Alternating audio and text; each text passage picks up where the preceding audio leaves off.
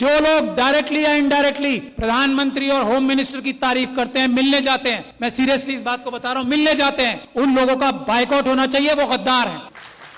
क्या बात करेंगे आप आरएसएस के लोगों से जो इस बात को तय कर चुके हैं कि हमें संविधान खत्म करके मनुस्मृति लागू करनी है? उनसे क्या बात करके और क्या समझाएंगे उन्हें? उन्हें सिर्फ ये जाके कह सकते हैं कि हम आपके पैरों में गिर चुके हैं, हम आपकी हर बात मानेंगे, सिर्फ हमें हमारी कम्युनिटी को धोखा देने का रास्ता बता दो। कैसे हम उनसे मीठी मीठी बातें करके, कैसे जज्बाती तकरीरें देके उनको बेवकूफ बनाएं और आपकी मदद करें, ये काम कर रहे हैं जो लोग उनसे मिलने जाते हैं। ये समझ लीजिए आप, उन्होंने सारी इंस्टीट्यूशंस जो हैं हाईजैक कर ली हैं। उन्होंने हम लोगों के, खास तौर पे एससी एसटी, माइनॉरिटीज और ओबीसी के जितनी टॉप लीडरशिप है सब हाईजैक कर ली। इस बात को जब तक हम तस्लीम नहीं करेंगे हम एक कदम आगे नहीं बढ़ा पाएंगे। अपने अंदर से गद्दारों को आइडेंटिफाई नहीं करेंगे हम एक कदम आगे नहीं बढ़ा पाएंगे।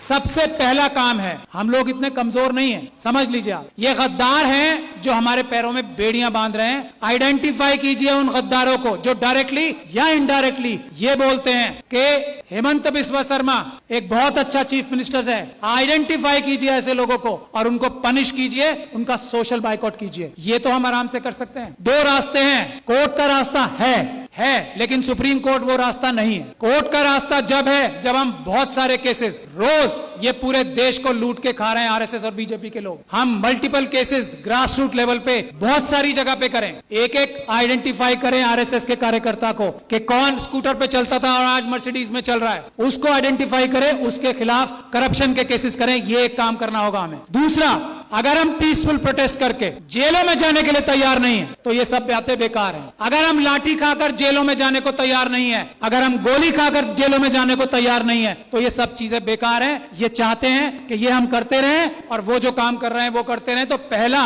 रेजोल्यूशन ये होना चाहिए कि हमें अपने देश को अगर बचाना है, संविधान को अगर बचाना है तो हमें जेल जाने के लिए तैयार रहना पड़ेगा। और जेल जाने वालों में सबसे पहला नंबर लीडरशिप का आना चाहिए, क्योंकि हम लोगों को लोग इज्जत करते हैं ना, हमारी ताकत क्या है। आज मुझे लोग इतना पसंद करते हैं, मैं क्या हूं, एक छोटा सा अदना सा वकील हूं। आज लाखों लोग मुझे सपोर्ट करते हैं, वो मेरी ताकत है। नहीं तो मेरी औकात और हैसियत नहीं है कि मैं चूं भी कर जाऊं इन लोगों के सामने। ये समझ लीजिए आप। और ये बात तस्लीम हमारे सारे एमपी एमएलए, बड़ी बड़ी तंजीमों के लीडर्स को करना चाहिए। उनकी अपनी जाती हैसियत और औकात किसी की नहीं है, मैं इस बात को तस्लीम करता हूं। आज अगर हम लोग इतनी जोर से बोल पा रहे हैं तो हमारे पीछे लोगों की ताकत है, उसकी वजह से हमें उन्हें धोखा नहीं देना चाहिए। जो अपने आप को जितना बड़ा लीडर समझता है उसे जेल जाने के लिए, गोली खाने के लिए, लाठी खाने के लिए सबसे पहले तैयार होना चाहिए आज। और जो ऐसा नहीं करता, जो इसके लिए बहानेबाजी करता है, मसलियत बताता है कि ये मसलियतन जो है ना, लफ्ज बोलने वाला गद्दार है। मसलियतन ये नहीं बोलेंगे कि मैं जेल जा रहा हूं, मसलियतन हमें प्रोटेस्ट नहीं करना चाहिए। गद्दार, बेईमान, ये हमें बोलना पड़ेगा खुल के।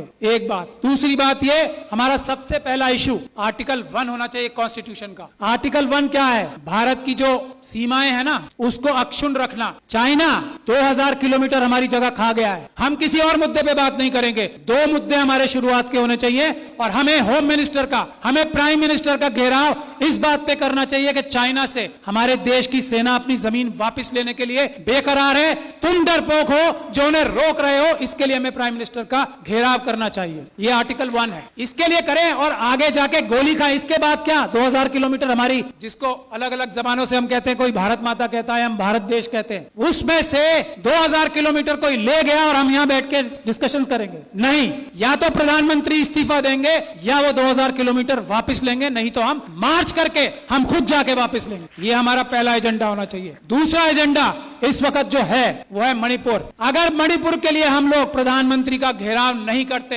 प्रधानमंत्री और होम मिनिस्टर डायरेक्टली इन्वॉल्व है मणिपुर में जो हो रहा है, यहाँ मणिपुर के लोग बैठे हैं, अरामबाई तेंगुल, मेतेई लिपुम, ये दो संगठन है आरएसएस के जिन्होंने ये सारा कारनामा अंजाम दिया है। अमित शाह साहब के साथ मिलकर जिन्होंने ये सारा कारनामा अंजाम दिया है, चीफ मिनिस्टर बीरेन सिंह के साथ मिलकर मेटिकुलस प्लानिंग से एक एक काम हुआ है। वहां पे कुछ भी स्पॉन्टेनियस नहीं हुआ है। जब तक हम इस बात के लिए कार्रवाई नहीं करेंगे, और ये जो सुप्रीम कोर्ट में कार्रवाई अभी चल रही है उससे कुछ होने वाला नहीं, कुछ नहीं होने वाला। मैं एज लॉयर सुप्रीम कोर्ट आपको बता रहा हूं, कुछ नहीं होगा। बात 1-2 महीने में आई गई हो जाएगी। उन लोगों के साथ वहां ज्यादती होगी। आरएसएस और बीजेपी पाकिस्तान और चाइना के साथ मिलकर नॉर्थ ईस्ट और सारे बॉर्डर लाइन एरियाज को कमजोर कर रही है। ये हमारी जिम्मेदारी है। आर्टिकल 1 नंबर 1 बचाना सबसे पहले। मणिपुर के लिए हमें जाना चाहिए डेलीगेशन बना के, और सच्चाई सामने लानी चाहिए कि आरएसएस ने, अमित शाह साहब ने और चीफ मिनिस्टर ऑफ मणिपुर ने ये प्लानिंग करके अपने कार्डर्स से कराया है। कोई मैती समाज ने नहीं किया है, उनके कार्डर्स ने किया है। गुड़गांव में और नूह में उनके कार्डर्स ने सब किया है। गुजरात में उनके कार्डर्स ने सब कुछ किया है। और दिल्ली के दंगों में हमने ये एस्टैब्लिश कर दिया है कि आम आदमियों ने कुछ नहीं किया, उनके कार्डर्स और उनके भ्रष्ट पुलिस अधिकारियों ने ये सब काम किया है। यही हमें करना पड़ेगा। मणिपुर के लिए प्लान बनाइए कि हम लोग वहां जाएं और एक्सपोज करें कि मणिपुर में क्या हो रहा है, क्या हो रहा था और क्या हो रहा है अब। और उसमें अमित शाह साहब सबसे बड़े चाणक्य हैं। उनको अरेस्ट कराने के लिए जब तक हम कोई कार्रवाई नहीं कर पाते, मणिपुर का कुछ भला नहीं हो सकता। मैं ये बात दावे और गारंटी से कह रहा हूं।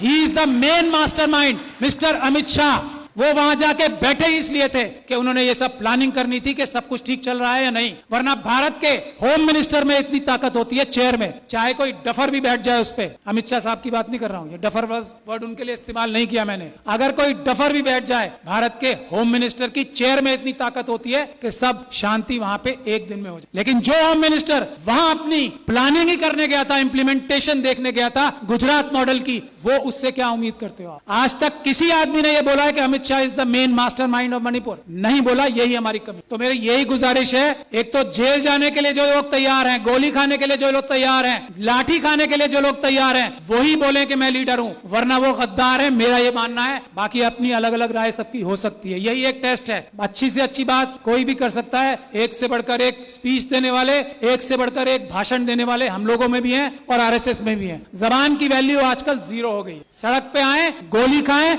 तब बताएं कि मैं लीडर हूं, वरना मैं गद्दार हूं। ये बात तय है। मैं गोली खाने के लिए तैयार हूं आज इसी वक्त से।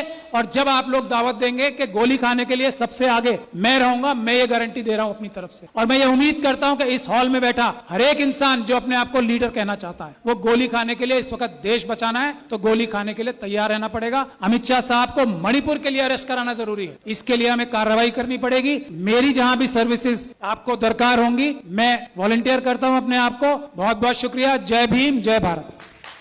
Thank you very much, Shahad Ali.